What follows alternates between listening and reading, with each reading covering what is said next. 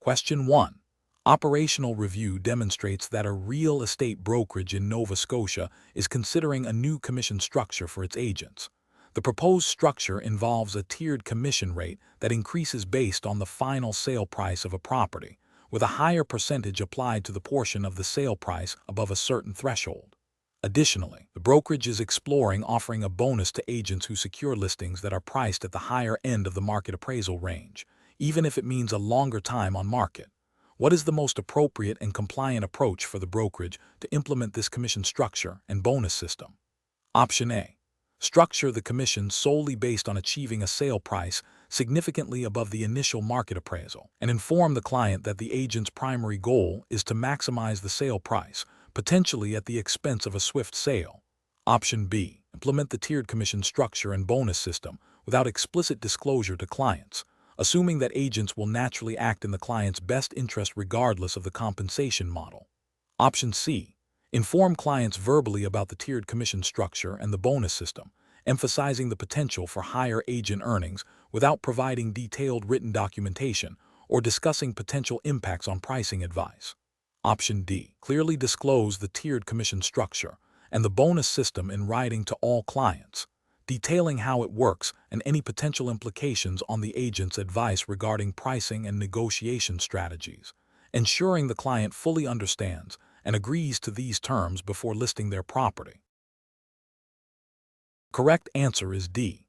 Clearly disclose the tiered commission structure and the bonus system in writing to all clients, detailing how it works and any potential implications on the agent's advice regarding pricing and negotiation strategies, ensuring the client fully understands and agrees to these terms before listing their property. Explanation. This scenario is professionally challenging because it involves navigating a potential conflict of interest and ensuring transparency in fee arrangements, which are critical for maintaining client trust and adhering to regulatory standards in Nova Scotia. The Nova Scotia Real Estate Services Act and its associated regulations, along with the Code of Ethics for Real Estate Professionals, mandate clear and honest communication regarding compensation. A broker must act in the best interest of their client, while also ensuring their own compensation is fair and clearly understood. The key is to avoid any arrangement that could be perceived as influencing the broker's advice or actions in a way that disadvantages the client. The best approach involves a clear, written agreement that explicitly outlines the commission structure and any potential additional fees or incentives. This agreement should be presented to and understood by the client before any services are rendered. This ensures full transparency and allows the client to make an informed decision. Such an approach aligns with the regulatory requirement for clear disclosure of all material terms, including compensation, and upholds the ethical duty to act with integrity and in the client's best interest. It prevents any ambiguity that could lead to disputes or accusations of self-dealing. An approach where the commission is verbally agreed upon but not detailed in writing is professionally unacceptable. This fails to meet the regulatory requirement for written agreements detailing all material terms, including compensation, and leaves room for misinterpretation or disputes. It also violates the ethical obligation for clear and honest communication. Another professionally unacceptable approach is to suggest a commission rate that is significantly higher than the market average without a clear justification tied to exceptional services. This could be seen as exploiting the client's lack of market knowledge and potentially violates the duty to act in the client's best interest, as it prioritizes the broker's gain over the client's financial well-being. Finally, an approach where the commission is contingent on the property selling at a specific price, without clearly disclosing the potential implications of such a structure on the broker's advice regarding pricing strategies, is also problematic. This could create a conflict of interest, as the broker might be incentivized to push for a higher price even if it means the property remains on the market longer or is less attractive to buyers, rather than advising on a realistic market price that would lead to a quicker sale. This lack of transparency regarding the potential impact on advice is a regulatory and ethical failure. Professionals should adopt a decision-making framework that prioritizes client interests, adheres strictly to all disclosure requirements as mandated by Nova Scotia real estate law, and maintains the highest ethical standards. This involves proactive communication, comprehensive written agreements, and a constant awareness of potential conflicts of interest. Question 2. Quality control measures reveal that a registrant in Nova Scotia has listed a property that includes a substantial acreage of cultivated land, a barn, and a farmhouse. The registrant has marketed this property primarily as a family home with a large yard. What is the most appropriate classification for this property under Nova Scotia real estate regulations? Option A, commercial property, because the land is used to generate income. Option B, industrial property due to the presence of a barn which could be used for storage. Option C, agricultural property due to its primary use for cultivation and farming structures. Option D, residential property based on the presence of a farmhouse. The correct answer is C, agricultural property due to its primary use for cultivation and farming structures. Explanation: this scenario is professionally challenging because it requires the registrant to navigate the nuances of different property types and their associated regulatory considerations within Nova Scotia. Misclassifying a property can lead to significant legal and ethical breaches, impacting client trust and the registrant's license. Careful judgment is required to ensure accurate representation and compliance with the Nova Scotia Real Estate Trading Act and its associated regulations. The correct approach involves accurately identifying the primary use and characteristics of the property to determine its classification under Nova Scotia real estate law. This means recognizing that, while a property might have elements of multiple types, its dominant feature dictates its classification for trading purposes. For instance, a property primarily used for agricultural production, even if it includes a residential dwelling for the farmer, is fundamentally an agricultural property. This aligns with the regulatory framework that distinguishes between property types to ensure appropriate disclosure, marketing, and transaction processes are followed, reflecting the specific needs and legalities associated with each category. An incorrect approach would be to classify the property based solely on the presence of a residential dwelling, ignoring its primary agricultural function. This fails to acknowledge the specific regulations and disclosure requirements applicable to agricultural land in Nova Scotia, potentially misleading buyers and contravening the spirit of fair trading practices. Another incorrect approach would be to categorize the property as commercial simply because it generates income through farming. While income generation is a characteristic, the core purpose and legal definition of agricultural land in Nova Scotia are distinct from commercial properties, which typically involve businesses operating from a non-residential structure. Finally, classifying the property as industrial would be incorrect, as it lacks the characteristics of manufacturing, processing, or warehousing typically associated with industrial real estate. This misclassification would ignore the fundamental nature of the land and its use. Professionals should employ a decision-making framework that begins with a thorough understanding of the property's physical characteristics and its intended or current use. This should be followed by consulting the Nova Scotia Real Estate Trading Act and relevant regulations to determine the appropriate classification based on established definitions. When in doubt, seeking clarification from the Nova Scotia Real Estate Commission or legal counsel is a prudent step to ensure compliance and ethical conduct. Question 3. Compliance review shows that a real estate broker in Nova Scotia is representing a seller. An offer has been accepted with a condition precedent that the buyer obtains satisfactory financing by a specific date.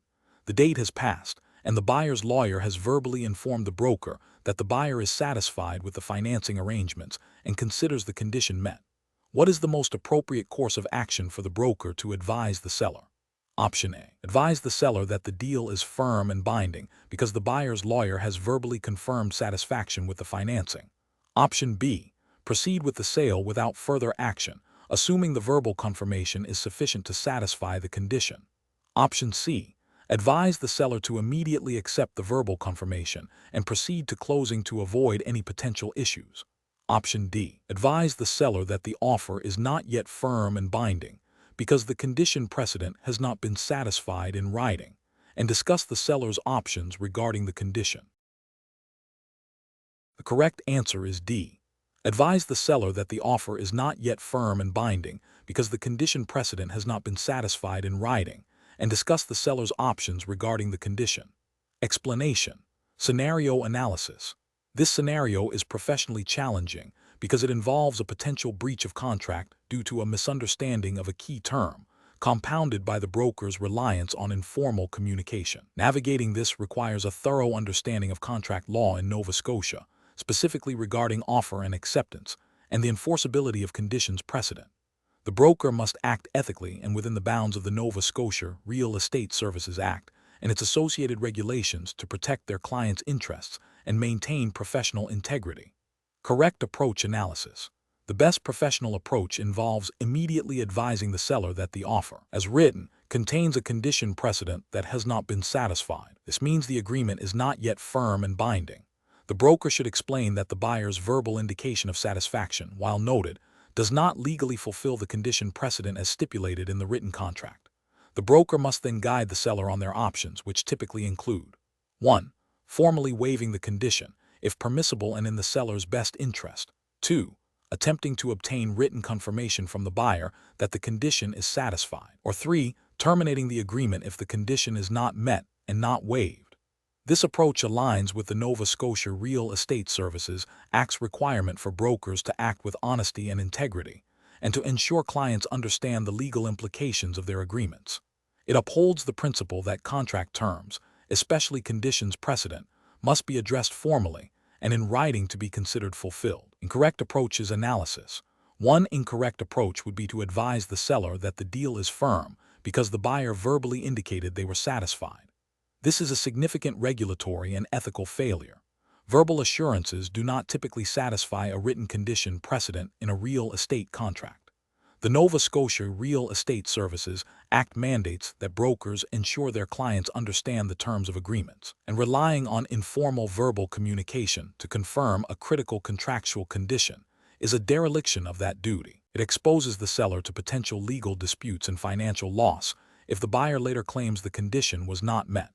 Another incorrect approach would be to proceed with the sale without any further action, assuming the verbal satisfaction is sufficient. This ignores the legal requirements for fulfilling conditions precedent and the importance of written documentation in real estate transactions. It violates the broker's duty to act diligently and competently, as outlined in professional standards and regulations. This could lead to the contract being voidable by the buyer, or even legal action against the broker for misrepresentation or negligence. A third incorrect approach would be to pressure the seller to accept the verbal satisfaction and proceed without fully explaining the risks. This demonstrates a lack of professional judgment and a failure to prioritize the client's best interests. The broker's role is to provide objective advice based on the law and the contract, not to push for a deal at the expense of clarity and legal soundness. This conduct could be seen as a breach of fiduciary duty and a violation of ethical obligations under the Nova Scotia Real Estate Services Act. Professional reasoning. Professionals should always prioritize clear, written communication and adherence to the terms of the contract. When a condition precedent is involved, it must be formally satisfied or waived in writing, as stipulated by the contract and general contract law principles applicable in Nova Scotia. Brokers must educate their clients about these requirements and the potential consequences of non-compliance. In any situation involving contractual ambiguity or informal communication regarding critical terms, the professional's duty is to seek clarification and ensure all actions are legally sound and documented. Question 4. Compliance review shows that a commercial property in Halifax, Nova Scotia, is nearing the end of its initial 5-year lease term. The tenant has expressed a desire to continue occupying the premises, but the lease agreement is silent on specific renewal provisions beyond the initial term. What is the most prudent course of action for the real estate broker representing the landlord? Option A. Carefully review the lease agreement for any clauses pertaining to renewal options, notice periods, or holdover provisions, and consult the Nova Scotia Residential Tenancies Act for guidance on statutory rights and obligations. Option B. Inform the tenant that since the lease is silent on renewal, they will need to vacate the property at the end of the term unless a new lease is negotiated. Option C. Suggest that the tenant continue paying rent month to month after the lease expires, and the landlord will decide later if a renewal is possible. Option D. Advise the tenant that the lease will automatically renew for another 5-year term, as is common practice for commercial leases. The correct answer is A. Carefully review the lease agreement for any clauses pertaining to renewal options, notice periods, or holdover provisions, and consult the Nova Scotia Residential Tenancies Act for guidance on statutory rights and obligations. Explanation. Scenario analysis. This scenario presents a professional challenge because it requires a real estate broker in Nova Scotia to navigate the complexities of lease agreements, specifically concerning the duration and renewal terms of a commercial lease. Misinterpreting or mismanaging these terms can lead to significant legal disputes, financial losses for both the landlord and tenant, and damage to the broker's reputation and license. The broker must demonstrate a thorough understanding of the Nova Scotia Residential Tenancies Act and common commercial leasing practices to ensure compliance and protect their clients' interests. Correct approach analysis. The best professional practice involves a proactive and thorough review of the existing lease agreement, identifying the specific clauses related to the lease term, renewal options, and notice periods. This approach requires the broker to consult the Nova Scotia Residential Tenancies Act and potentially seek legal advice if the lease terms are ambiguous or complex. By meticulously examining the lease and understanding the legal framework, the broker can accurately advise their client on their rights and obligations regarding the lease renewal, ensuring all actions are taken within the stipulated timelines and according to the law. This aligns with the broker's duty of care and professional responsibility to act in the best interest of their client and to uphold the regulations governing real estate transactions in Nova Scotia. Incorrect approach is analysis. One incorrect approach is to assume the lease automatically renews for a similar term without verifying the specific renewal clauses. This failure to review the lease agreement and understand the legal requirements for renewal under Nova Scotia law could lead to the tenant overstaying their welcome or the landlord losing the opportunity to renegotiate terms, potentially violating the terms of the original lease and the Residential Tenancies Act. Another incorrect approach is to rely solely on the tenant's verbal assurance that they wish to renew. Verbal agreements for lease renewals, especially in commercial contexts, are often insufficient and can be difficult to enforce. This approach neglects the requirement for written notice as typically stipulated in lease agreements and potentially by provincial legislation, exposing both parties to legal uncertainty and disputes. A third incorrect approach is to advise the tenant to simply continue paying rent after the lease expiry without formalizing a renewal. This creates a month-to-month tenancy, which may not align with the landlord's intentions or the tenant's long-term needs. Furthermore, it bypasses the established procedures for lease renewal, potentially leading to misunderstandings about the terms of occupancy and notice periods required for termination under Nova Scotia law. Professional reasoning. Professionals in Nova Scotia real estate must adopt a systematic approach to lease management. This involves 1. Thoroughly understanding the client's objectives. 2. Meticulously reviewing all relevant legal documents, including the lease agreement itself. 3. Consulting applicable provincial legislation, such as the Nova Scotia Residential Tenancies Act. 4. Identifying potential risks and ambiguities. 5. Providing clear, informed advice based on legal requirements and contractual obligations. 6. Documenting all communications and advice. When faced with lease renewal scenarios, the broker's primary responsibility is to ensure all actions are compliant with the lease terms and Nova Scotia law, prioritizing clear communication and formal agreements to prevent future disputes. Question 5. Benchmark analysis indicates that in Nova Scotia, a real estate broker is assisting a client with a property purchase where financing is a critical condition. The client is concerned about their ability to meet the lender's debt service coverage ratio requirements. What is the most appropriate course of action for the broker to take regarding the loan underwriting and approval process? Option A. Suggest to the client that they strategically omit certain minor monthly expenses from their loan application to improve their debt-to-income ratio. Option B.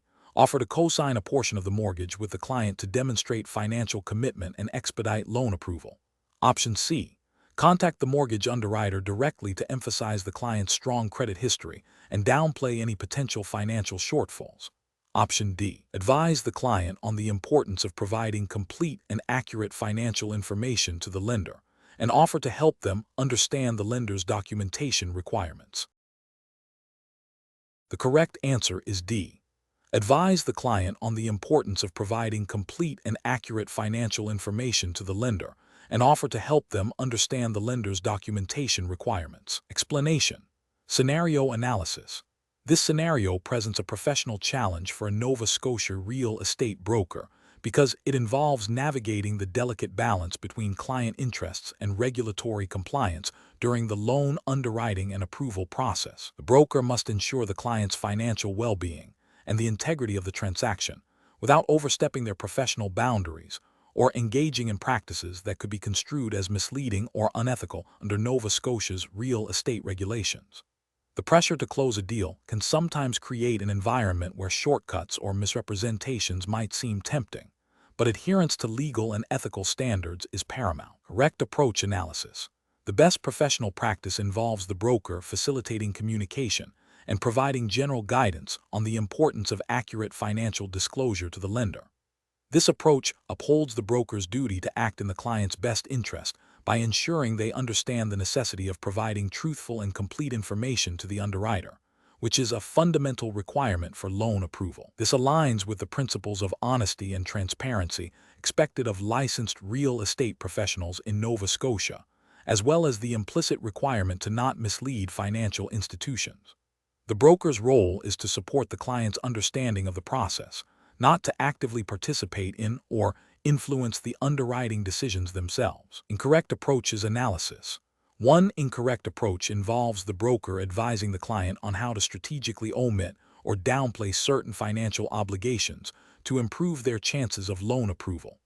This is a direct violation of ethical conduct and potentially the law, as it constitutes advising the client to misrepresent their financial situation to a lender. Such actions undermine the integrity of the lending process and expose both the client and the broker to significant legal and professional repercussions, including disciplinary action by the Nova Scotia Real Estate Commission. Another incorrect approach is for the broker to directly contact the lender and attempt to persuade them to approve the loan by highlighting only the positive aspects of the client's financial profile, while ignoring or minimizing any potential concerns. This oversteps the broker's role and can be seen as an attempt to improperly influence the underwriting decision. The lender's decision must be based on a comprehensive and objective assessment of the borrower's financial standing, and the broker's intervention in this manner is inappropriate and unprofessional. A further incorrect approach involves the broker offering to personally guarantee a portion of the loan to secure approval. This is highly problematic as it creates a conflict of interest. The broker's primary duty is to their client, and by becoming financially involved in the loan, their judgment could be compromised. Furthermore, this action goes beyond the scope of a real estate broker's license and could lead to significant personal financial risk and regulatory violations. Professional reasoning. Professionals in Nova Scotia should approach loan underwriting and approval by prioritizing clear, honest communication and facilitating the client's understanding of their responsibilities. The decision-making framework should involve 1. Identifying the core objective, facilitating a successful transaction while adhering to all regulations. 2. Recognizing professional boundaries, understanding what constitutes appropriate advice versus inappropriate influence or misrepresentation. 3. Consulting relevant regulations, being familiar with the Nova Scotia Real Estate Services Act and its associated regulations, as well as any ethical guidelines from the Nova Scotia Real Estate Commission. 4. Prioritizing client education, ensuring the client understands the importance of accurate financial disclosure. 5. Maintaining objectivity, avoiding any actions that could be perceived as pressuring or misleading lenders. Question 6. The assessment process reveals a client in Nova Scotia is purchasing a property with the intention of acquiring full and perpetual ownership rights, including the ability to sell, gift, or bequeath the property without limitation. Which type of ownership interest best describes this client's objective? Option A, joint tenancy. Option B, fee simple. Option C, tenancy in common. Option D, leasehold. The correct answer is B, fee simple. Explanation. Scenario analysis. This scenario presents a professional challenge for a Nova Scotia real estate broker due to the potential for misinterpretation of property ownership types, which can lead to significant legal and financial consequences for clients. Understanding the nuances between fee simple, leasehold, joint tenancy, and tenancy in common is crucial for providing accurate advice and ensuring proper documentation, thereby protecting both the client and the brokerage from liability. Correct approach analysis. The best professional practice involves clearly identifying and explaining the specific type of ownership interest being conveyed or held. In this case, the broker must confirm that the property is being transferred with full ownership rights, including the right to possess, use, and dispose of the property indefinitely, which is characteristic of fee simple ownership. This aligns with the principles of the Nova Scotia Real Estate Trading Act and its associated regulations, which mandate that registrants provide competent service and accurate information to clients regarding property interests. Properly documenting and advising on fee simple ownership ensures the client understands they are acquiring the most comprehensive form of property ownership available. Incorrect approach is analysis. Advising that the property is held under a leasehold interest would be incorrect and misleading if the intention is a full transfer of ownership. Leasehold implies a right to occupy for a defined period, not outright ownership, and failing to distinguish this would violate the duty of care and accuracy required under Nova Scotia real estate law. Suggesting that the property is held in joint tenancy without confirming the specific form, e.g., joint tenancy with right of survivorship, or the intent of the parties is problematic. While joint tenancy involves co-ownership, its defining feature is the right of survivorship, which may not be the desired outcome for the parties involved. Misrepresenting this could lead to unintended inheritance of the property. Describing the ownership as tenancy in common, without clarifying the distinct, undivided interests, and the lack of survivorship rights would also be an incomplete and potentially erroneous representation. Tenancy in common allows for separate inheritance of shares, which might not be what the parties intend if they are seeking joint ownership with survivorship. Both joint tenancy and tenancy in common represent forms of co-ownership, but their legal implications regarding inheritance and control differ significantly from fee simple and from each other. Professional reasoning. Professionals should adopt a systematic approach to property ownership discussions. This involves 1. Actively listening to and understanding the client's objectives for acquiring or holding the property. 2. Educating the client on the fundamental differences between various ownership structures relevant to Nova Scotia. 3.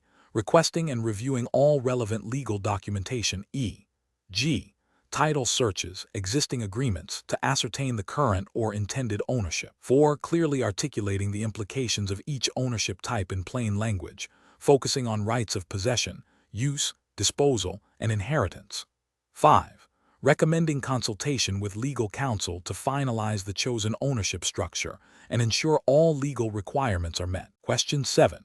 Stakeholder feedback indicates a concern regarding potential undisclosed beneficiaries in a property sale in Dartmouth, Nova Scotia. A seller is presenting a property for sale, but there is a rumor that the deceased owners might have left a portion of the property to distant relatives who are currently uncontactable. As a licensed real estate broker in Nova Scotia, what is the most appropriate course of action to ensure a legally sound transaction and protect all parties involved? Option A. Conduct thorough due diligence by examining the Nova Scotia land registration documents and any relevant probate records to confirm the seller's sole and unencumbered ownership and legal authority to sell. Option B. Advise the seller to ignore the rumors and proceed with the sale quickly to avoid complications, as the relatives are difficult to locate. Option C. Proceed with the sale based on the seller's assurances, advising the buyer to be aware of the potential for future claims. Option D. Suggest that the buyer obtain title insurance to cover any potential claims from undisclosed beneficiaries. The correct answer is A. Conduct thorough due diligence by examining the Nova Scotia land registration documents and any relevant probate records to confirm the seller's sole and unencumbered ownership and legal authority to sell. Explanation. This scenario presents a professional challenge because it requires the real estate broker to navigate a complex situation involving competing claims to property ownership, potentially impacting the transaction's legality and the parties' financial interests. Careful judgment is essential to uphold ethical standards and comply with Nova Scotia's property law. The best professional approach involves diligently verifying the legal ownership and any encumbrances on the property before proceeding with the sale. This includes thoroughly examining the land titles registry for any registered interests, caveats, or liens that could affect the seller's ability to convey clear title. The broker must also ensure that the individual purporting to sell the property has the legal authority to do so, which might involve reviewing wills, powers of attorney, or other relevant legal documents if the seller is not the sole registered owner or is acting on behalf of another. This meticulous due diligence is mandated by the Nova Scotia Real Estate Trading Act and its associated regulations, which require brokers to act with honesty, integrity, and in the best interests of their clients, including ensuring the legitimacy of property transactions. An incorrect approach would be to proceed with the sale based solely on the seller's assurances and the appearance of the property. This fails to address the potential for undisclosed heirs or beneficiaries who may have a legal claim to the property, thereby exposing the buyer to significant legal and financial risks. Such an action would violate the broker's duty of care and could lead to a breach of contract, litigation, and disciplinary action from the Nova Scotia Real Estate Commission. Another incorrect approach is to advise the seller to ignore the potential claims and proceed with the sale quickly to avoid complications. This demonstrates a disregard for the legal rights of others and prioritizes the transaction over ethical and legal obligations. It could result in the sale being challenged or invalidated, causing harm to all parties involved and contravening the broker's fiduciary duties. Finally, an incorrect approach is to suggest that the buyer assume the risk of potential future claims. This shifts the burden of due diligence and legal certainty onto the buyer, which is not the broker's role. The broker's responsibility is to facilitate a legally sound transaction, ensuring the seller can provide clear title. Failing to do so undermines the integrity of the real estate market and violates professional standards. The professional reasoning process in such situations should involve 1. Identifying potential legal complexities and risks. 2. Consulting relevant legal documentation and public records, e.g., land titles. 3. Seeking clarification from the seller and, if necessary, their legal counsel. 4. Advising all parties on the legal implications and recommended steps to ensure clear title. 5. Prioritizing ethical conduct and regulatory compliance above all else. Question 8. The efficiency study reveals a growing trend in Nova Scotia where prospective homebuyers are increasingly seeking alternative financing methods beyond traditional bank mortgages, such as private lending or vendor take-back mortgages. A client expresses interest in a private lending option that promises faster approval and potentially lower initial interest rates compared to conventional mortgages. As a Nova Scotia real estate broker, what is the most responsible and ethically sound approach to advising this client? Option A. Thoroughly explain the specific terms, risks, and implications of the private lending option to the client, and strongly advise them to seek independent legal and financial advice before committing to any agreement. Option B. Downplay the potential risks associated with private lending, focusing primarily on the benefits of quicker approval and lower initial interest rates, and assure the client that you will handle all the necessary paperwork. Option C. Present the private lending option as a superior alternative to traditional mortgages, highlighting its speed and perceived cost savings, and proceed with facilitating the transaction once the client expresses enthusiasm. Option D. Advise the client that as their real estate broker, you are qualified to assess the financial viability of the private lending option and can guide them through the entire process without the need for external legal or financial consultation. The correct answer is A. Thoroughly explain the specific terms, risks, and implications of the private lending option to the client, and strongly advise them to seek independent legal and financial advice before committing to any agreement. Explanation. The efficiency study reveals a growing trend in Nova Scotia where prospective homebuyers are increasingly seeking alternative financing methods beyond traditional bank mortgages. This scenario presents a professional challenge for real estate brokers because it requires them to navigate a complex landscape of financing options while ensuring their clients' best interests are protected and all transactions comply with Nova Scotia's real estate and financial regulations. Brokers must possess a thorough understanding of these financing methods, their associated risks, and the legal disclosure requirements to avoid misrepresentation or facilitating transactions that could lead to financial harm for their clients. Careful judgment is required to distinguish between legitimate financing opportunities and potentially predatory schemes. The best professional practice involves thoroughly educating the client about the specific terms, risks, and implications of any proposed alternative financing arrangement, and strongly advising them to seek independent legal and financial advice before committing. This approach ensures the client is fully informed and empowered to make a decision, aligning with the broker's fiduciary duty to act in the client's best interest. It also upholds the ethical obligation to provide accurate and complete information, preventing any perception of undue influence or pressure.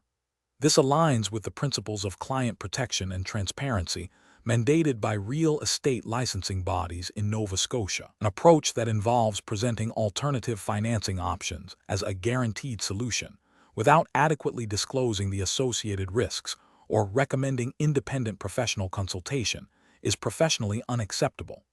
This failure to disclose material risks constitutes a breach of the broker's duty of care and could be considered misrepresentation under Nova Scotia's real estate laws. Furthermore, failing to advise clients to seek independent legal and financial counsel before entering into complex financing agreements can lead to clients making uninformed decisions, potentially exposing them to significant financial loss and legal complications. This bypasses crucial safeguards designed to protect consumers in financial transactions. Another professionally unacceptable approach is to downplay the complexity or potential downsides of alternative financing methods, focusing solely on the perceived benefits of quicker approval or lower initial costs. This selective disclosure is misleading and violates the ethical obligation to provide a balanced and comprehensive overview of all relevant factors. Brokers must not act in a manner that could be construed as providing financial or legal advice, which falls outside their scope of practice and licensing. The professional reasoning framework for such situations should involve a commitment to client education and empowerment. Brokers must first identify the client's needs and financial situation. Then, they should research and understand the various financing options available, including their advantages and disadvantages.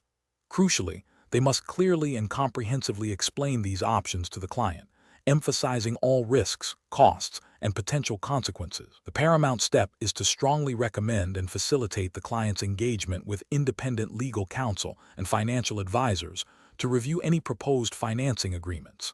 This multifaceted approach ensures compliance, protects the client, and upholds the integrity of the real estate profession in Nova Scotia. Question 9.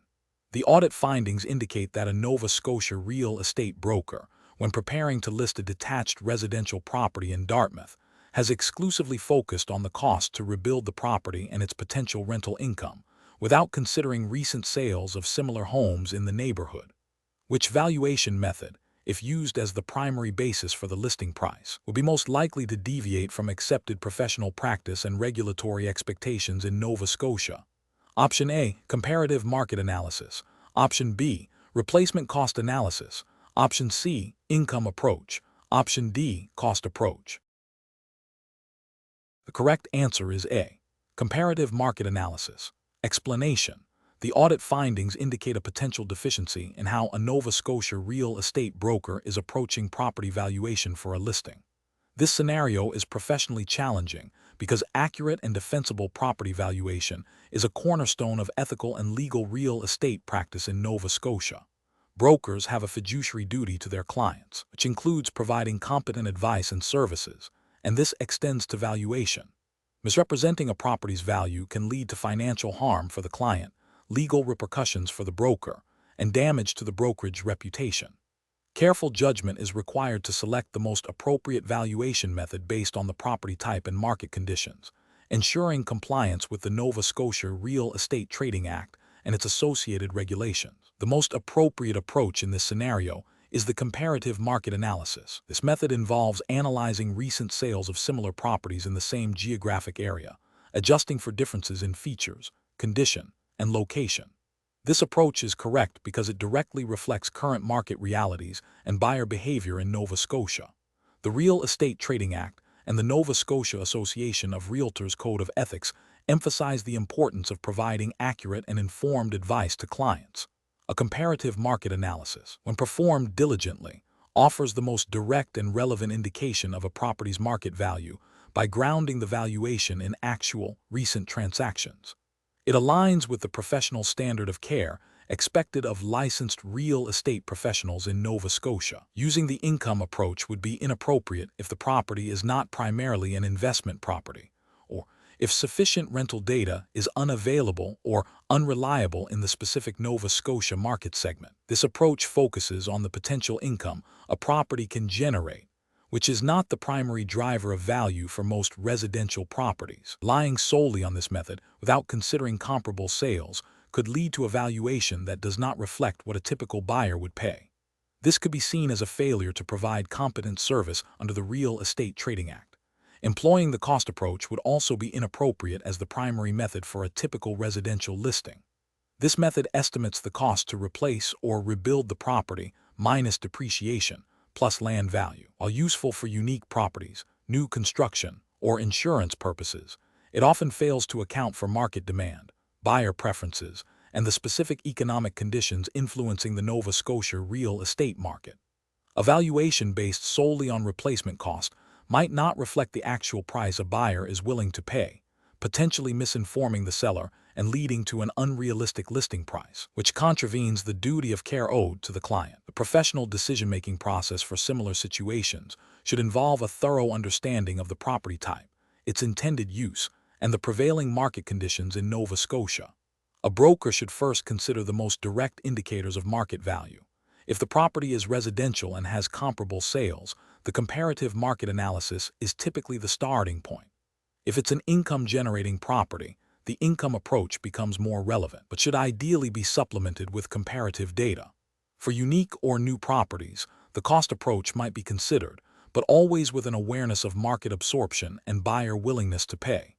The broker must be able to justify their chosen method and any adjustments made, ensuring transparency and accuracy for the client. Question 10.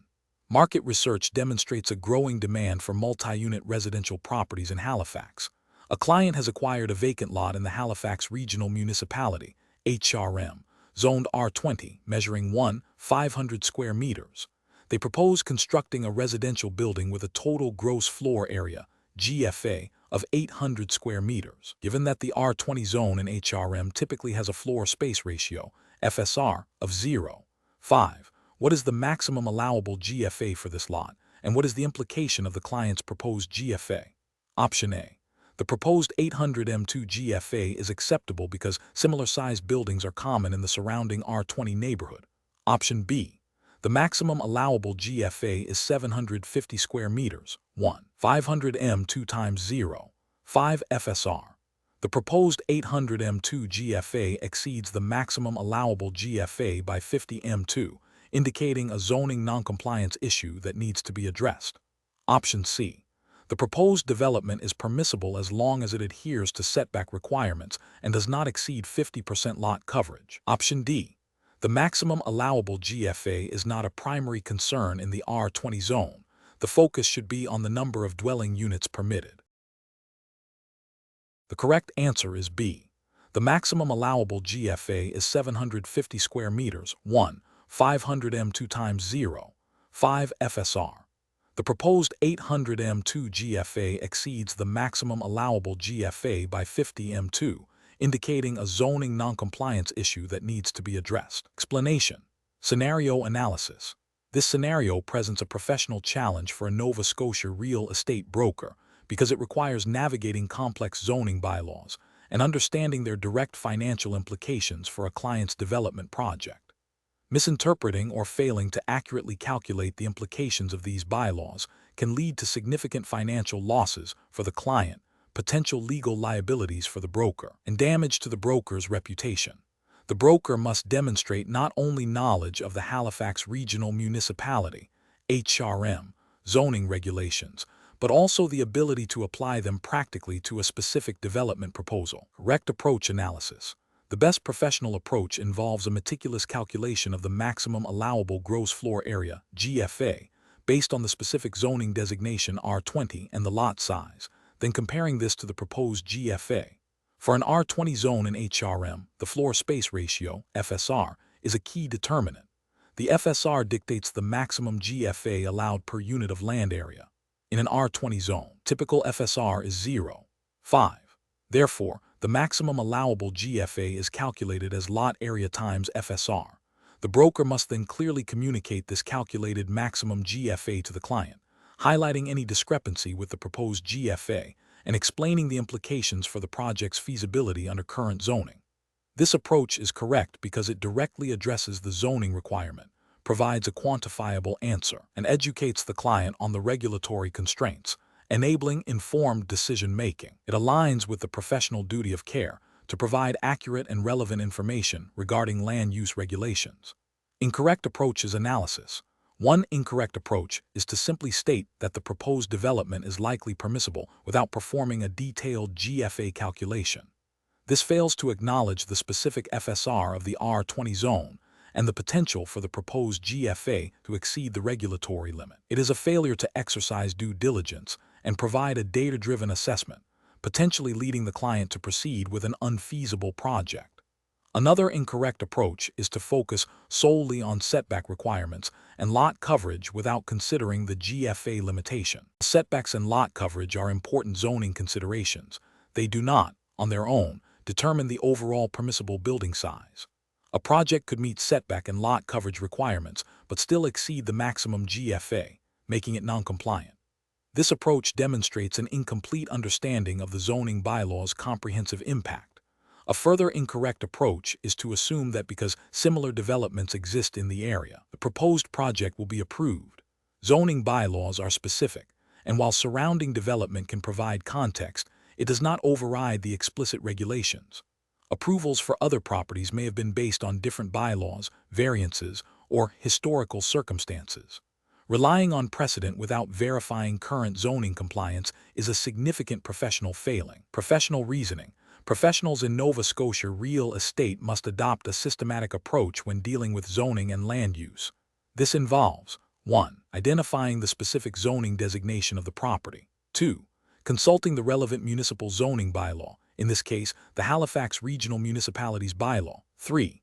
Extracting all applicable regulations for that zone, including FSR, lot coverage, setbacks, height restrictions, and any other relevant parameters. 4. Performing precise calculations based on the property's dimensions and the bylaw's requirements. 5. Comparing the proposed development specifications against the calculated maximums and minimums. 6. Clearly and accurately communicating the findings, including any discrepancies and their implications, to the client. 7. Advising the client on potential next steps, such as seeking variances or modifying the proposal if necessary. This structured process ensures compliance, protects the client, and upholds the broker's professional integrity. Question 11. The assessment process reveals that a client in Halifax, Nova Scotia, is seeking to purchase a home and is exploring different mortgage options. The client expresses a desire for predictable monthly payments to help with budgeting over the next decade, but also mentions being open to potentially lower initial costs. As a licensed real estate broker in Nova Scotia, which of the following approaches best aligns with your professional obligations and the client's stated needs? Option A. Strongly advocate for an adjustable rate mortgage, highlighting its lower initial interest rate as a way to reduce upfront costs, without extensively detailing the potential for future payment increases. Option B. Recommend a fixed-rate mortgage, explaining that it offers predictable payments for the entire loan term, which directly addresses their budgeting concerns, while also discussing the trade-off of potentially higher initial rates compared to some other options. Option C. Suggest an interest-only mortgage, emphasizing the lower initial monthly payments, and assume the client will have a plan for principal repayment at the end of the term. Option D. Advise the client to choose the mortgage type that offers the quickest approval process, as this will expedite the home purchase. The correct answer is B. Recommend a fixed-rate mortgage, explaining that it offers predictable payments for the entire loan term, which directly addresses their budgeting concerns, while also discussing the trade-off of potentially higher initial rates compared to some other options. Explanation. The assessment process reveals a scenario where a real estate broker in Nova Scotia must advise a client on mortgage options. This situation is professionally challenging because the broker's advice directly impacts the client's financial well-being and ability to secure housing. The broker must navigate the complexities of different mortgage types, understanding their risk profiles and suitability for various borrower situations, all while adhering to the Real Estate Trading Act, RETA, and its associated regulations in Nova Scotia. The broker's duty of care requires them to act in the client's best interest, providing clear, accurate, and unbiased information. The correct approach involves thoroughly assessing the client's financial situation, risk tolerance, and long-term goals before recommending a mortgage type. This means understanding the client's income stability, employment history, and their comfort level with potential payment fluctuations. For a client with a stable income and a desire for predictable budgeting, a fixed-rate mortgage is often the most suitable option. This approach is correct because it prioritizes the client's financial security and predictability, aligning with the broker's fiduciary duty under Nova Scotia's real estate regulations to act honestly and in good faith. By recommending a fixed-rate mortgage when appropriate, the broker is ensuring the client understands the long-term implications of their borrowing choice and is not exposed to undue risk. An incorrect approach would be to recommend an adjustable-rate mortgage solely because it might offer a lower initial interest rate, without a comprehensive discussion of the potential for future rate increases and their impact on the client's monthly payments. This fails to adequately inform the client of the risks involved, potentially violating the broker's duty to provide full disclosure and act in the client's best interest as mandated by Nova Scotia's real estate licensing and trading laws. Another incorrect approach would be to suggest an interest-only mortgage without a detailed explanation of how the principal will be repaid at the end of the term, or without confirming the client has a robust plan for this repayment. This could lead to significant financial distress for the client if they are unable to meet the balloon payment or refinance, and it demonstrates a failure to ensure the client fully understands the terms and risks of the mortgage product. Recommending a mortgage type based on the broker's personal preference or a desire for a quicker sale, rather than the client's specific needs, is also an ethically unsound practice and a breach of professional conduct. Professionals should adopt a client-centric decision-making process. This involves active listening to understand the client's needs, comprehensive fact-finding regarding their financial circumstances, and educating them on the pros and cons of each relevant mortgage product. The broker must then recommend the option that best aligns with the client's stated objectives and risk profile, ensuring full transparency about all terms, conditions, and potential risks. Question 12. Cost-benefit analysis shows that a real estate investor in Nova Scotia is seeking to acquire a property quickly and is considering both hard money loans and seller financing. What is the most prudent course of action for a licensed Nova Scotia real estate broker to recommend to this investor? Option A. Advise the investor to proceed with the chosen financing option after a thorough explanation of its terms, risks, and the strong recommendation to seek independent legal and financial counsel to review all documentation. Option B.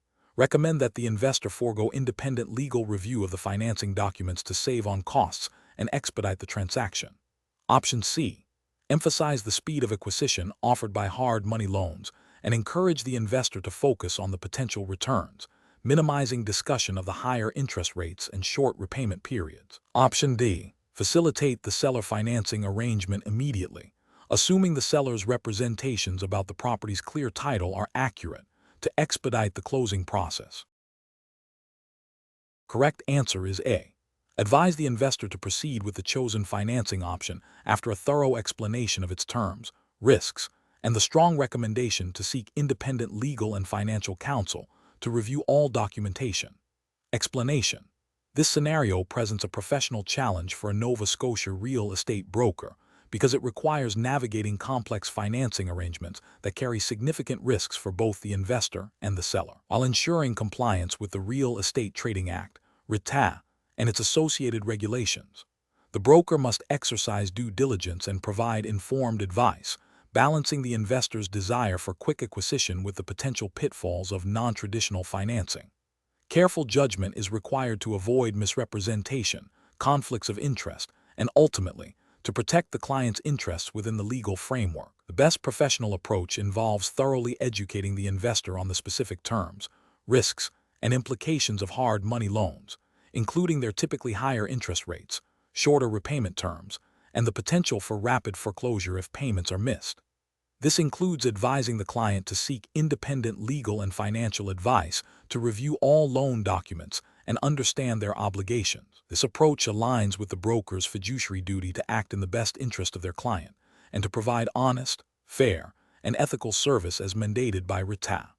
It also upholds the principle of informed consent, ensuring the investor fully comprehends the commitment they are making. An incorrect approach would be to facilitate a seller financing agreement without a comprehensive review of the underlying property title and the seller's financial standing. This could lead to the investor inheriting undisclosed liens or encumbrances, or the seller being unable to fulfill their obligations, creating significant legal and financial complications. Failure to conduct adequate due diligence breaches the broker's duty of care and could violate RETA provisions related to professional conduct and the protection of consumers. Another incorrect approach is to downplay the risks associated with hard money loans, focusing solely on the speed of acquisition. This constitutes misrepresentation and a failure to provide accurate and complete information, which is a direct violation of ethical standards and RTA. Brokers are obligated to present a balanced view of all financing options, including their potential downsides. Finally, advising the investor to bypass independent legal counsel for the review of any financing agreement, including seller financing or hard money loans, is a serious ethical and regulatory failure. Brokers are not legal advisors, and encouraging clients to forego professional legal review exposes both the client and the broker to significant risk and is contrary to best practices that emphasize collaboration with other professionals to ensure client protection. Professionals should adopt a decision-making framework that prioritizes client education and protection. This involves understanding the nuances of various financing options, clearly articulating the associated risks and benefits, and strongly recommending that clients seek independent legal and financial advice before committing to any agreement. Transparency, diligence, and adherence to regulatory requirements should guide every step of the transaction. Question 13. During the evaluation of a potential listing in Dartmouth, Nova Scotia, a seller expresses significant impatience to list their property immediately, stating they have a buyer lined up and want to bypass the formal process of completing a property disclosure statement, PDS. The seller believes they can simply inform the buyer verbally about any known issues. As a licensed real estate broker in Nova Scotia, what is the most appropriate course of action? Option A. Inform the seller that the buyer can waive the requirement for a PDS if they are agreeable, allowing the listing to proceed without it. Option B.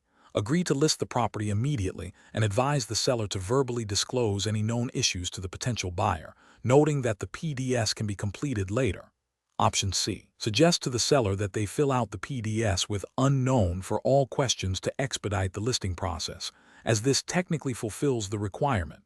Option D. Politely but firmly explain to the seller that the property cannot be listed or marketed until a complete and accurate property disclosure statement is finalized and signed, as required by Nova Scotia real estate law. The correct answer is D.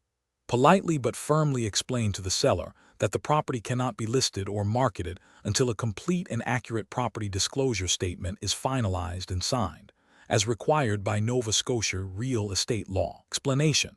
Scenario analysis. This scenario presents a professional challenge due to the inherent conflict between a client's desire for a quick sale and the broker's fiduciary duty to ensure all legal requirements are met. The broker must navigate the client's impatience while upholding their obligation to act in the client's best interest, which includes full disclosure and adherence to Nova Scotia's real estate laws and regulations. Failure to do so could result in legal repercussions, disciplinary action, and damage to the broker's reputation. Correct approach analysis. The best professional practice involves clearly communicating to the seller that the property cannot be listed until all required documentation, including the property disclosure statement, PDS, is completed accurately and thoroughly. This approach is correct because the Nova Scotia Real Estate Trading Act and its associated regulations mandate that sellers provide a PDS to potential buyers. Brokers have a legal and ethical obligation to ensure their clients comply with these requirements before marketing or listing a property. By insisting on a complete PDS, the broker is fulfilling their fiduciary duty, protecting both the seller and potential buyers, and adhering to the law. This proactive stance prevents potential legal disputes and ensures a transparent transaction. Incorrect approach is analysis. One incorrect approach is to proceed with listing the property and marketing it without a completed PDS, with the intention of obtaining it later. This is a direct violation of the Nova Scotia Real Estate Trading Act, which requires the PDS to be provided to potential buyers. It exposes the seller to liability for non-disclosure and the broker to disciplinary action for facilitating an illegal listing. Another incorrect approach is to advise the seller to simply state unknown for all questions on the PDS. While technically a PDS might be submitted, this practice undermines the purpose of the document, which is to provide material information about the property. It misleads potential buyers and can lead to significant legal issues for both the seller and the broker if undisclosed issues arise.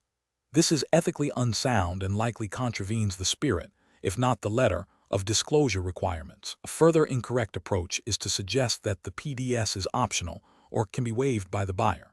The PDS is a mandatory disclosure document in Nova Scotia for most residential property sales. A buyer cannot legally waive the seller's obligation to provide it, and a broker advising otherwise is acting outside of legal and ethical boundaries, potentially exposing all parties to legal challenges. Professional reasoning. Professionals in Nova Scotia must adopt a decision-making process that prioritizes legal compliance and ethical conduct. When faced with client pressure that conflicts with regulatory requirements, the broker should first identify the specific legal obligations under the Nova Scotia Real Estate Trading Act and related regulations. They should then clearly and professionally communicate these obligations to the client, explaining the rationale behind them and the potential consequences of noncompliance. The broker's role is to guide the client through the legal process, not to circumvent it. If a client remains unwilling to comply, the broker must consider whether they can continue to represent that client ethically and legally. Question 14. What factors determine the appropriate level of environmental due diligence a real estate broker should recommend to a seller in Nova Scotia when there is a neighboring property with a history of industrial use that might impact the subject property? Option A. The potential for the neighboring property's historical industrial use to have contaminated the subject property, necessitating a recommendation for a Phase I environmental site assessment. Option B. The broker's assumption that the buyer will conduct their own environmental checks, absolving the seller and broker of further responsibility. Option C. The seller's personal comfort level with disclosing potential environmental issues without further investigation. Option D. The likelihood that the buyer will specifically inquire about historical industrial uses of adjacent properties. Correct answer is A. The potential for the neighboring property's historical industrial use to have contaminated the subject property, necessitating a recommendation for a Phase I environmental site assessment. Explanation. Scenario analysis. This scenario presents a professional challenge for a Nova Scotia real estate broker due to the inherent uncertainty and potential financial implications of undisclosed environmental contamination. The broker must navigate the complexities of environmental due diligence, client confidentiality, and their fiduciary duty to both buyer and seller, all within the framework of Nova Scotia's real estate regulations and environmental laws. Failure to adequately address environmental concerns can lead to legal liabilities, reputational damage, and a breach of professional conduct. The broker's judgment is critical in balancing the need for transparency with the protection of client interests. Correct approach analysis. The best professional approach involves advising the seller to conduct a Phase I environmental site assessment, ESSA, to identify potential environmental concerns on the property. This proactive step aligns with the Nova Scotia Environmental Protection Act and the principles of responsible real estate practice. By recommending a Phase I ESA, the broker facilitates the identification of past, present, and potential future uses of the property that may have resulted in contamination. This information is crucial for understanding the scope of any environmental issues, informing potential buyers, and determining appropriate remediation strategies if necessary. This approach upholds the broker's duty to act with integrity and competence, ensuring that all parties are aware of material facts that could affect the property's value or usability. It also demonstrates a commitment to compliance with environmental disclosure obligations. Incorrect approaches analysis.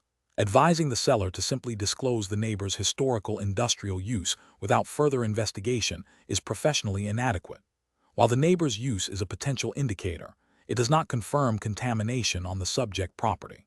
This approach risks underdisclosure and could lead to a buyer discovering contamination post-purchase, resulting in significant legal and financial repercussions for the seller and potentially the broker. It fails to meet the standard of due diligence required to identify material facts, suggesting the seller ignore the potential environmental concern and proceed with the sale as is, relying on the buyer to conduct their own due diligence, is a significant ethical and regulatory failure. This approach abdicates the broker's responsibility to ensure material facts are disclosed and investigated. It prioritizes closing the deal over protecting the parties from potential environmental liabilities, which is contrary to the fiduciary duties owed and could violate the Nova Scotia Real Estate Trading Act. Recommending that the seller only disclose the neighbor's industrial use if directly asked by the buyer is also problematic. This approach relies on passive disclosure and may not satisfy the broker's obligation to proactively identify and disclose known or reasonably discoverable material facts. Environmental concerns can be material facts, and a failure to investigate or disclose them, even if not explicitly asked, can lead to liability. Professional reasoning. Professionals in Nova Scotia's real estate industry must adopt a proactive and diligent approach to environmental matters. When potential environmental concerns arise, the decision-making process should involve 1.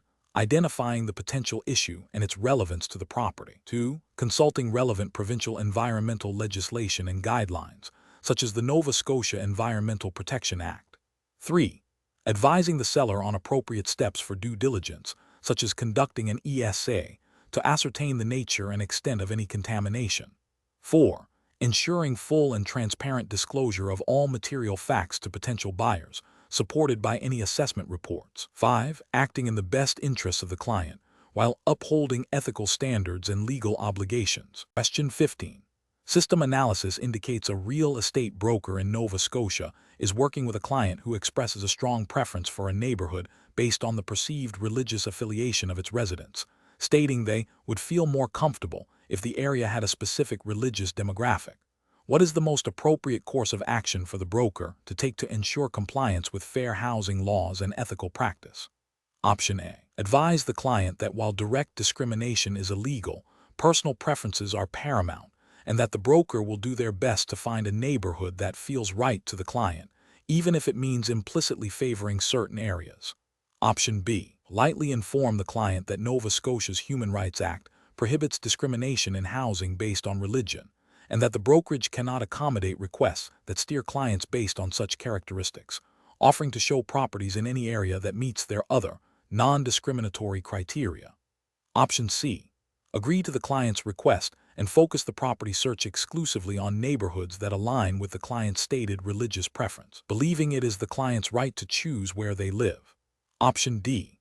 Subtly guide the client towards neighborhoods that might coincidentally have a higher concentration of the desired religious demographic without explicitly mentioning religion, assuming this is a way to satisfy the client's comfort level. The correct answer is B. Politely inform the client that Nova Scotia's Human Rights Act prohibits discrimination in housing based on religion, and that the brokerage cannot accommodate requests that steer clients based on such characteristics, offering to show properties in any area that meets their other, non-discriminatory criteria. Explanation. Scenario analysis. This scenario presents a common but challenging situation for real estate professionals in Nova Scotia. The challenge lies in balancing a client's expressed preferences with the legal and ethical obligations to provide services without discrimination. A broker must navigate the potential for implicit bias or direct discriminatory requests from a client, while upholding the principles of fair housing as mandated by Nova Scotia's Human Rights Act. Failure to do so can result in significant legal penalties, damage to professional reputation, and harm to individuals seeking housing. Careful judgment is required to identify and address discriminatory intent without alienating the client unnecessarily, but always prioritizing legal compliance and ethical conduct. Correct approach analysis. The best professional practice involves politely but firmly educating the client about Nova Scotia's Human Rights Act and the prohibition of discrimination in housing. This approach directly addresses the client's request by explaining the legal limitations on how properties can be shown or recommended based on protected characteristics. It upholds the broker's ethical duty to act with integrity and to comply with all applicable laws, including those preventing discrimination based on race, religion, family status, sexual orientation, and other grounds.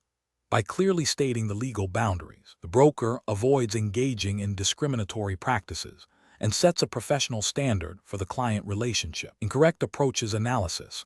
One incorrect approach involves agreeing to the client's request without question. This directly violates Nova Scotia's Human Rights Act, which prohibits discrimination in the provision of services, including real estate. Such an action would expose the brokerage to legal action, fines, and reputational damage. It also perpetuates discriminatory housing practices. Another incorrect approach is to subtly steer the client towards or away from certain neighborhoods without explicitly stating discriminatory reasons, hoping to satisfy the client's preference indirectly. While not overtly discriminatory, this can still be interpreted as discriminatory steering, which is illegal under the Human Rights Act. It undermines the principle of providing equal access to housing opportunities for all individuals. A further incorrect approach is to dismiss the client's request as unimportant and proceed with showing properties without addressing the underlying discriminatory sentiment. This fails to educate the client and misses an opportunity to reinforce fair housing principles. While it might avoid immediate conflict, it does not proactively address potential future discriminatory requests or the client's biased perspective, and it does not demonstrate a commitment to upholding fair housing laws. Professional reasoning. Professionals in Nova Scotia should adopt a decision-making framework that prioritizes legal compliance and ethical conduct. When faced with a client request that potentially infringes on fair housing laws, the first step is to identify the protected characteristic involved and the relevant provisions of the Nova Scotia Human Rights Act. The professional must then clearly communicate these legal obligations to the client, explaining what is permissible and what is not. If the client persists with discriminatory requests, the professional must be prepared to decline the business if it cannot be conducted in a lawful and ethical manner. Maintaining thorough documentation of client interactions, especially those involving sensitive requests, is also crucial. Question 16. Process analysis reveals that a seller in Halifax, Nova Scotia, has accepted an offer on their property, and the buyer's financing condition is a critical element for the transaction to proceed. The buyer has indicated they are working with a mortgage lender but has not provided any updates on the application status. As the seller's real estate broker, what is the most appropriate course of action to ensure the mortgage condition is addressed effectively and ethically within the Nova Scotia regulatory framework? Option A. Advise the seller to simply wait for the buyer to fulfill the condition by the specified deadline, as the responsibility for securing financing lies solely with the buyer. Option B. Proactively communicate with the buyer's agent to ascertain the status of the mortgage application. Offer assistance in providing any necessary property-related documentation to the lender, and ensure the buyer understands the timeline for satisfying the condition. Option C. Recommend that the buyer switch to a different lender that the brokerage has a pre-existing relationship with to expedite the process. Option D. Suggest the seller contact the buyer's mortgage lender directly to inquire about the application's progress, bypassing the buyer's agent. The correct answer is B. Proactively communicate with the buyer's agent to ascertain the status of the mortgage application. Offer assistance in providing any necessary property-related documentation to the lender, and ensure the buyer understands the timeline for satisfying the condition. Explanation. Scenario analysis. This scenario is professionally challenging because it requires the real estate broker to navigate the complexities of mortgage financing while upholding their fiduciary duties to the client and adhering to provincial regulations. The broker must balance the client's desire for a quick sale with the lender's due diligence requirements and the legal obligations surrounding mortgage applications in Nova Scotia. Missteps can lead to financial repercussions for the client, legal liabilities for the broker, and damage to the brokerage's reputation. Correct approach analysis. The best professional practice involves the broker proactively facilitating the mortgage application process by ensuring the client has provided all necessary documentation to the chosen lender promptly and accurately. This includes verifying that the client understands the information required and assisting them in gathering it, such as property details, financial statements, and identification. This approach aligns with the Nova Scotia Real Estate Trading Act and its associated regulations, which mandate that registrants act honestly and with integrity, and not engage in conduct that is detrimental to the public interest. By actively supporting the client through this critical stage, the broker demonstrates due diligence and fulfills their obligation to act in the client's best interest, ensuring the mortgage application proceeds smoothly and in compliance with lender and regulatory expectations. Incorrect approaches analysis. One incorrect approach is to simply advise the client to contact the lender directly and then disengage from the process. This fails to meet the broker's duty of care and can be detrimental to the client if they struggle with the application or if there are delays. It neglects the broker's role in facilitating the transaction and ensuring all necessary steps are taken, potentially violating the spirit of the Real Estate Trading Act's requirement for honest and fair dealings. Another incorrect approach is to pressure the client to use a specific lender or mortgage broker without proper disclosure or consideration of the client's best interests. This could be seen as a conflict of interest or an attempt to steer the client towards a particular service for the broker's potential benefit, which is unethical and may contravene regulations regarding undisclosed benefits or conflicts of interest. A further incorrect approach is to provide financial advice or guidance on mortgage terms and conditions. Real estate brokers are not licensed mortgage brokers or financial advisors. Offering such advice exceeds their scope of practice and regulatory authority in Nova Scotia, potentially leading to misinformed decisions by the client and exposing the broker to liability for providing services outside their expertise and licensing. Professional reasoning. Professionals should adopt a client-centric approach, prioritizing the client's needs and understanding their obligations under provincial legislation. This involves clear communication, proactive facilitation of necessary steps, and a commitment to ethical conduct. When faced with situations involving third-party services like mortgage financing, brokers must ensure they are acting as facilitators and advocates for their clients' interests, without overstepping their professional boundaries or engaging in conflicts of interest. A thorough understanding of the Real Estate Trading Act and its regulations is paramount in guiding these decisions. Question 17.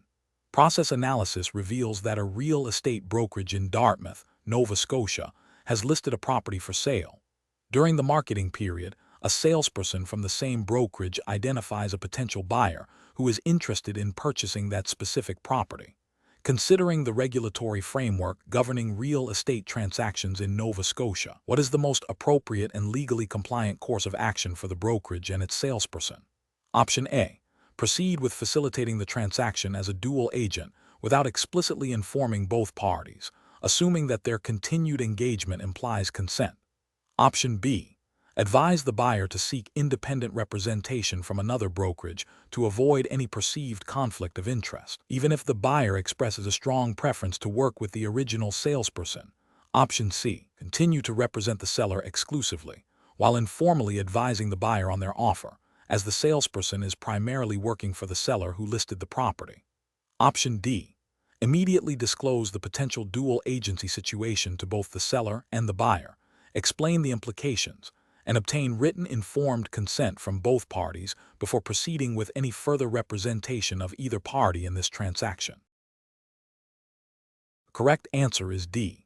Immediately disclose the potential dual agency situation to both the seller and the buyer, explain the implications, and obtain written informed consent from both parties before proceeding with any further representation of either party in this transaction. Explanation. This scenario presents a professional challenge due to the inherent conflict of interest that arises when a brokerage represents both the seller and the buyer in the same transaction. Navigating this situation requires strict adherence to Nova Scotia's Real Estate Trading Act and its associated regulations, as well as the ethical guidelines set forth by the Nova Scotia Association of Realtors. The primary professional obligation is to ensure that all parties are fully informed and that no party is disadvantaged due to the dual representation. Careful judgment is required to maintain transparency and fairness throughout the transaction. The best professional approach involves obtaining informed consent from both the seller and the buyer to engage in dual agency. This means clearly explaining the nature of dual agency, the potential conflicts of interest, and the limitations on the agent's ability to advocate exclusively for either party. The agent must then document this consent in writing, typically through a dual agency disclosure and consent form, as mandated by Nova Scotia real estate regulations. This approach is correct because it prioritizes transparency, informed consent, and compliance with legal and ethical obligations, thereby protecting both the client and the agent from potential disputes and regulatory action. An incorrect approach would be to proceed with representing both parties without full disclosure and written consent. This failure to inform clients of the dual agency relationship and its implications violates the duty of disclosure owed to both the seller and the buyer. It creates a significant conflict of interest that cannot be ethically managed and exposes the agent and brokerage to potential legal repercussions, including disciplinary action from the Nova Scotia Real Estate Commission, such as fines, license suspension, or revocation. Another incorrect approach is to attempt to prioritize one party's interests over the other while still acting as a dual agent. directly contravenes the principle of impartial representation inherent in dual agency. The agent's role in dual agency is to facilitate the transaction while remaining neutral, not to champion one party's position to the detriment of the other. Such an action would be a breach of fiduciary duty and a violation of regulatory requirements. Finally, an incorrect approach would be to unilaterally decide to act as a dual agent without any discussion or agreement from the parties involved. This demonstrates a lack of understanding of agency law and ethical practice. Real estate agents in Nova Scotia are not permitted to assume dual agency without explicit, informed consent from all parties involved. The professional reasoning process for similar situations should begin with identifying potential conflicts of interest. If a situation arises where a brokerage might represent both parties, the agent must immediately assess the implications under Nova Scotia's Real Estate Trading Act. The next step is to consult with the brokerage's managing broker to discuss the situation and determine the appropriate course of action. If dual agency is deemed permissible and desirable, the paramount step is to obtain comprehensive, written, informed consent from all parties involved, clearly outlining the nature of the representation and its limitations.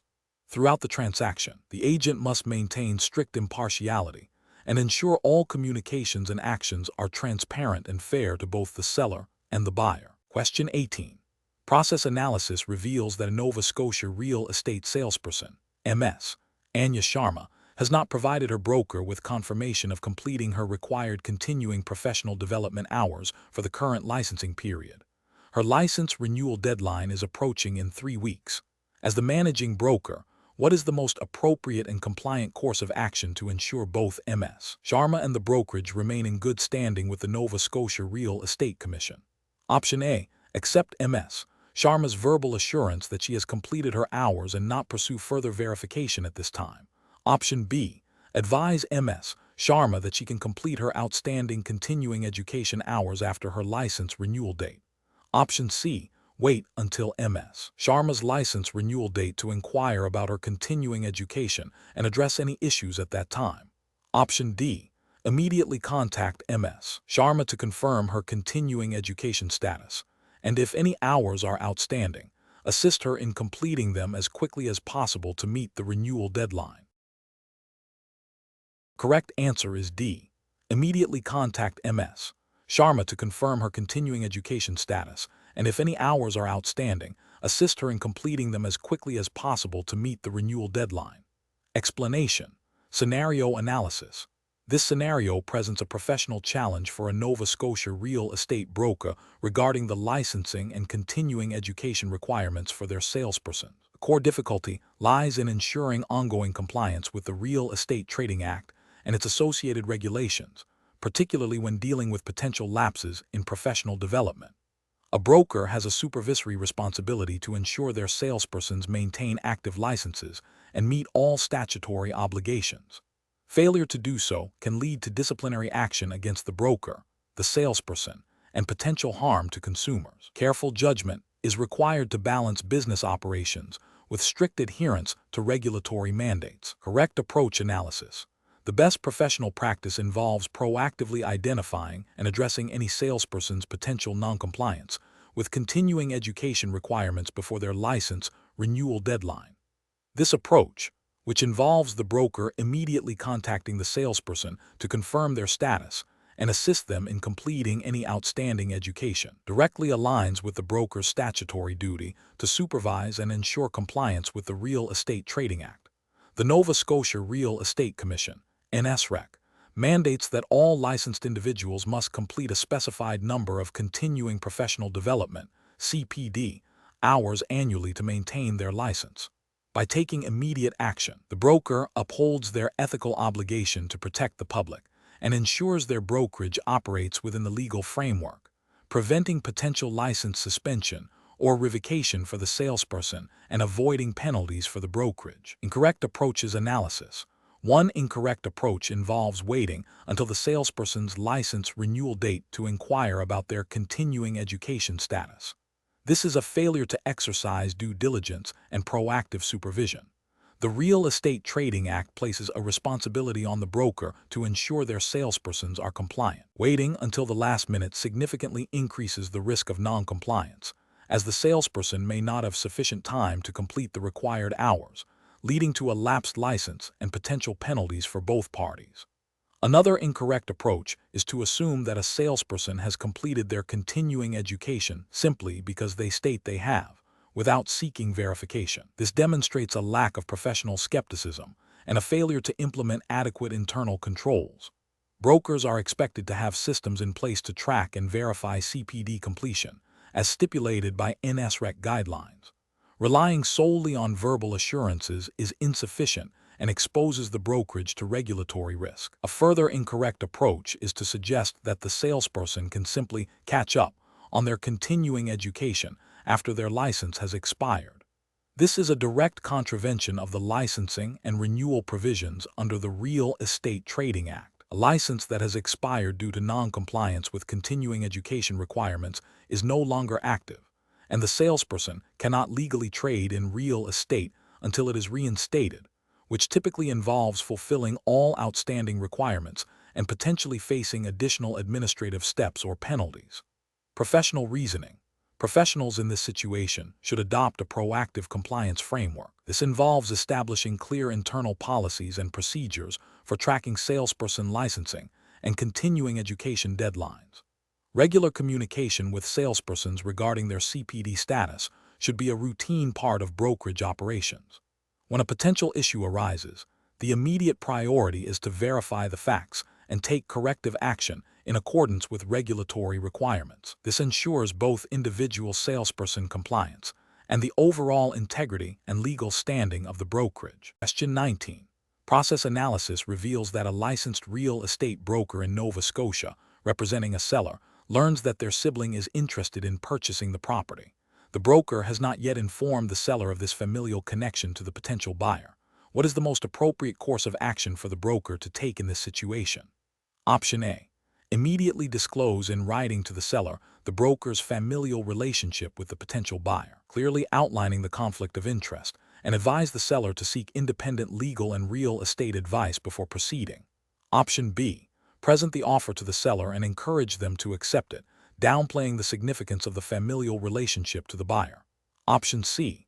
Proceed with presenting the offer to the seller, mentioning the relationship verbally but not providing any written documentation of the conflict. Option D. Withhold information about the familial connection from the seller until after the offer has been accepted, then disclose the relationship. The correct answer is A.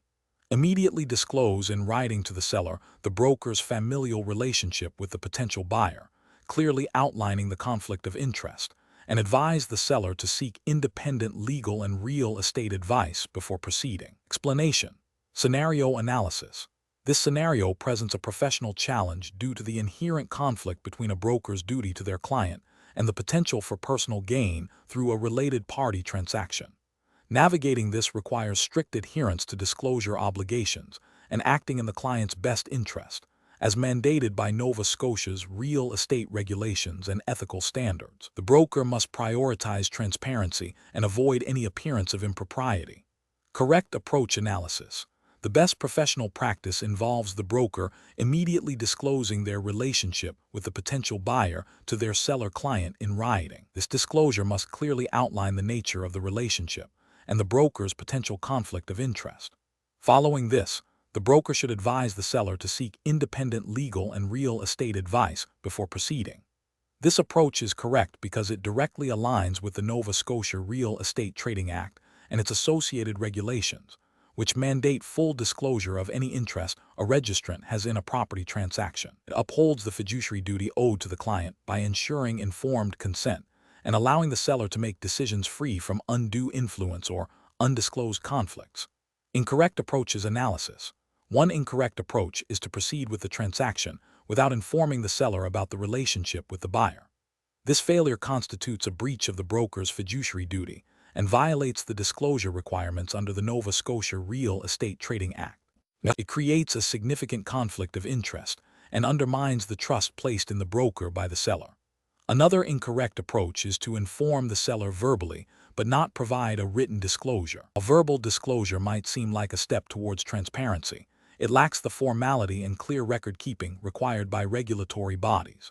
Written disclosure provides irrefutable evidence of the broker's compliance and ensures the seller has a tangible document to refer to, which is crucial for informed decision-making and protection against future disputes. This approach fails to meet the standard of clear, documented transparency expected in real estate transactions. A further incorrect approach is to suggest to the seller that they accept the offer without full disclosure, perhaps by downplaying the relationship or the potential benefits to the broker. This is ethically reprehensible and a direct violation of the broker's duty to act in the client's best interest. It constitutes misrepresentation and potentially fraudulent conduct, exposing both the broker and the brokerage to severe disciplinary action and legal consequences. Professional reasoning. Professionals in this situation should employ a decision-making process that prioritizes transparency, client welfare, and regulatory compliance. The first step is to identify any potential conflicts of interest. If a conflict exists, the immediate and paramount action is to disclose it fully and in writing to the client. The professional should then advise the client to seek independent counsel and allow the client to make an informed decision without any pressure or influence from the professional. Maintaining a clear ethical compass and understanding the legal obligations are fundamental to navigating such challenging scenarios. Question 20. Governance review demonstrates that a Nova Scotia real estate broker is advising a client on a potential investment in a publicly traded real estate investment trust REIT. The REIT has total assets valued at $500 million, total liabilities of $150 million, and 20 million units outstanding. The REIT has announced a quarterly dividend of $0.25 per unit, and the current market price of a unit is $20. The broker needs to calculate the REIT net asset value NAV per unit and its current dividend yield to present to the client. What is the correct NAV per unit and dividend yield? Option A. NAV per unit $17.50, dividend yield 1.25%. Option B. NAV per unit $25.00, dividend yield 1.25%. Option C. NAV per unit $17.50, dividend yield 5.00%. Option D. NAV per unit $25.00, dividend yield 5.00%. The correct answer is C. NAV per unit $17.50, dividend yield 5.00%. Explanation. This scenario presents a professional challenge for a Nova Scotia real estate broker because it requires not only an understanding of real estate investment trusts, REIT, but also the ability to accurately calculate their potential yield based on specific financial data, while adhering to ethical disclosure obligations. The broker must ensure that the information provided to a potential investor is precise, transparent, and compliant with Nova Scotia's real estate regulations and any applicable securities laws concerning investment advice. Miscalculations or misleading presentations can lead to financial harm for the investor and regulatory penalties for the broker. The best approach involves a precise calculation of the net asset value, NAV, per unit, and the subsequent dividend yield. This method is correct because it directly reflects the underlying value and income-generating capacity of the REIT, providing a quantifiable measure of potential return. The calculation of NAV per unit involves subtracting total liabilities from total assets and dividing by the number of outstanding units. The dividend yield is then calculated by dividing the annual dividend per unit by the current market price per unit. This detailed, data-driven approach ensures accuracy and transparency, aligning with the ethical duty to provide clients with reliable information and avoiding any misrepresentation of investment potential. An incorrect approach would be to simply state the REIT historical dividend payout without considering its current market price or underlying asset value. This fails to provide a forward-looking or contextually relevant measure of yield, potentially misleading the investor about the actual return they might expect relative to their investment cost. It also bypasses the crucial step of assessing the REIT financial health and asset backing, which is fundamental to responsible investment analysis. Another incorrect approach would be to estimate the dividend yield based on a general market average for REIT without performing specific calculations for the REIT in question. This is professionally unacceptable, as it relies on broad generalizations rather than specific, verifiable data for the investment being considered. It demonstrates a lack of due diligence and a failure to provide tailored, accurate advice, which is a breach of professional responsibility. A further incorrect approach would be to present a projected yield based on optimistic future growth assumptions without clearly stating these assumptions and their speculative nature.